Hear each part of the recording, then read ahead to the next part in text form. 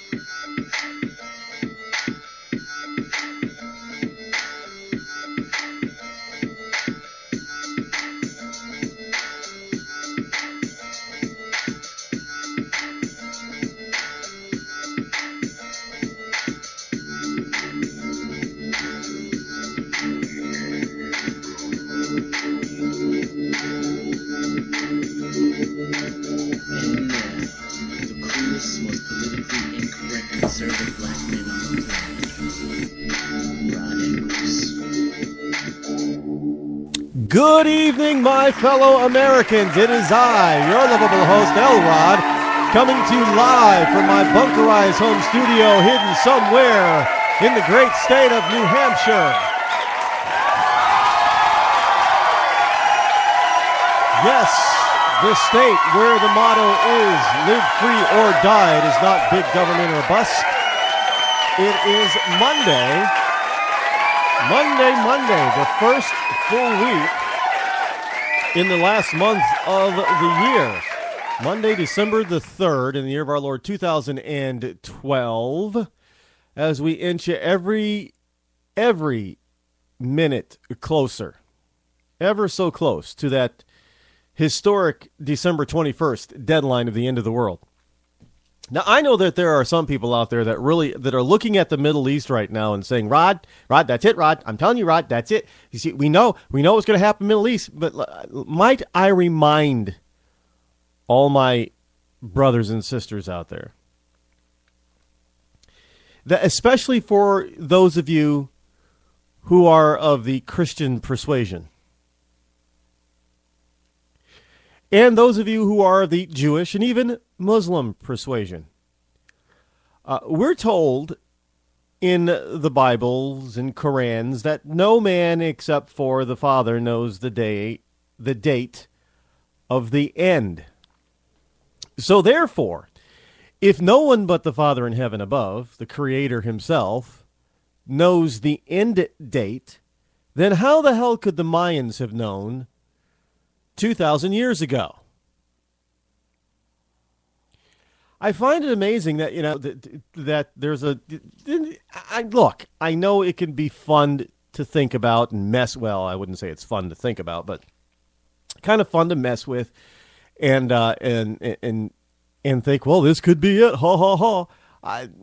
And we make movies about it, the movie 2012, which really wasn't all that great, by the way. I know it was supposed to be this big, huge, epic disaster film, and quite frankly, it was not the Poseidon Adventure. And some of you are probably thinking, huh? No, if you go back and look at the I think it's the original from the 1970s with Shelley Winters starred in that, and a bunch of the old school actors, basically. They were getting up in age, middle age back then in the 70s, but that was a good disaster film. And as a matter of fact, that is one of the movies that disaster films of today, even though many of the younger set don't realize it, that's what they're measured up against. That and things like The Towering Inferno. And I know today you look at it and it thinks, oh, how hokey, and the special effects were terrible. No, those special effects were top of the line back then. And the storyline and the acting was not terrible. I mean, most stuff. I mean, I'm not saying that the acting in 2012 was terrible, because for the most part it was okay. I happen to like John Cusack. You know, he's not a bad actor. He's not a great actor, but he's not a bad actor. There's a little. I guess you could say that modern day disaster movies are kind of like modern day, superhero style epic tales of adventure. You know, Expendables 2, for instance. I saw that over the weekend. And I'm going to tell you about it in just a minute, because it's going to dovetail with what I have going on today.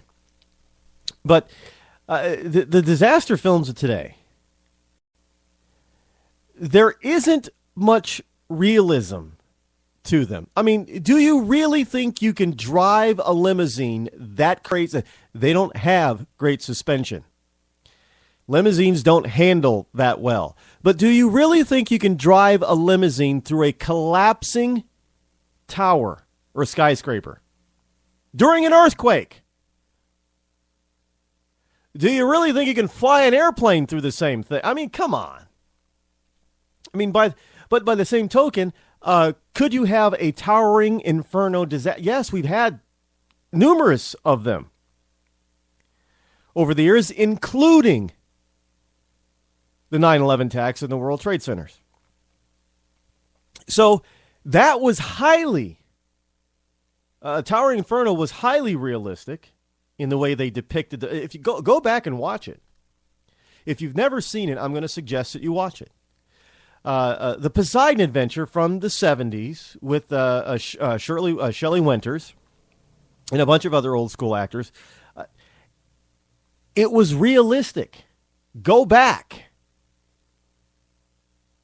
Watch that. Not everybody survives miraculously. I mean, they don't do superhuman feet. They don't hold their breath for 5-10 minutes. And not only do they not hold their breath for 10 minutes, but they don't hold their breath 10 minutes while fighting somebody else underwater. I mean, expending all kinds of energy. Yeah, that's really gonna. You're not gonna last 30 seconds underwater, expending that kind of energy. Because you can just sit there, and for most people, the average time is going to be about 2 minutes holding your breath. You start moving, it gets a little bit tougher to hold your breath for 2 or 3 minutes. Just saying. If you don't time yourself. Sit there and hold your breath. I used to do that in elementary school, and I'd get bored. I would secretly hold my breath and time myself by the classroom clock. And I think I'd gotten up to like 2 minutes and 15 seconds. And it is something that you can practice and increase. You could, practice inflating your lungs. And your lung capacity gets, because much like your brain, when none of us, including myself, really don't utilize more than 15 or 20% of our brain's potential, you also do not utilize your lungs' full potential, which is why a lot of people practice breathing exercises and yoga and things like that to further enhance the natural ability that they have. Which is part of the, yes, when you work out, your muscles and your organs get more efficient. We call it getting in shape. But also, your lungs get into shape. And what I mean by that is they become more efficient. Well, they really don't become more efficient. You just get better at utilizing the full capacity that's available to you in your lungs. Which is, it comes with conditioning. Your brain has to be trained, and your body has to be trained in order to accept the different. Because it's not all just about the muscular physical aspect. Yes, you're going to get stronger. I mean, obviously, if you run If you go out there and try to run a mile today and you've never ran a mile before, you're probably not going to get through the mile, but you keep trying every day and your body gets more and more conditioned. But it's not just the legs that get in better shape.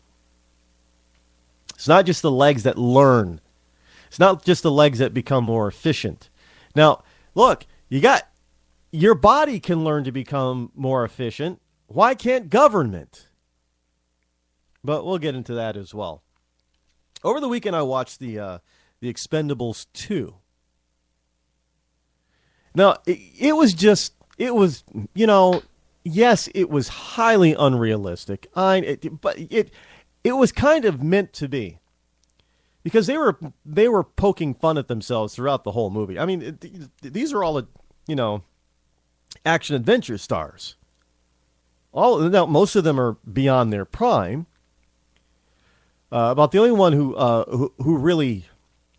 who is a star today and wasn't really past his prime was Jason Statham. And all the other guys are probably, they're in their 40s, 50s, 60s, late 40s. Some of them just didn't look they're not aging very well. Now, Sylvester Stallone, his body looks great. I mean, he looks like he's in fantastic, incredible shape. But he's not aging well. And but the person who probably is aging the worst is Dolph Lundgren. We didn't get to see that much of Jet Li in this one. He wasn't there very for a good 90% of the movie. To my disappointment, I happen to like Jet Li because I happen to like martial arts. But yeah, they go running through, they're driving and shooting people and they're not getting hit at all or shot at all. But everybody else around them is, dead on aim and everybody else is dying. So it's an homage back to the Rock'em Sock'em action adventures of the 80s and the 90s. When Arnold and Sylvester and Bruce Willis, when they really made the genre larger than life. And so they poke fun at themselves for this. Jean-Claude Van Damme seems to be aging pretty well for his age. He's about 50 something as well. In very good shape. And he actually played a very good bad guy. I really liked Jean. Jean-Claude has always had this sort of, slight arrogance about him that isn't typical of your hero. But as a bad guy, it was perfect. Perfect. It was. He wasn't over the top with it. Well, if it was a serious movie, it would have been over the top. But for this type of movie, it was not over the top.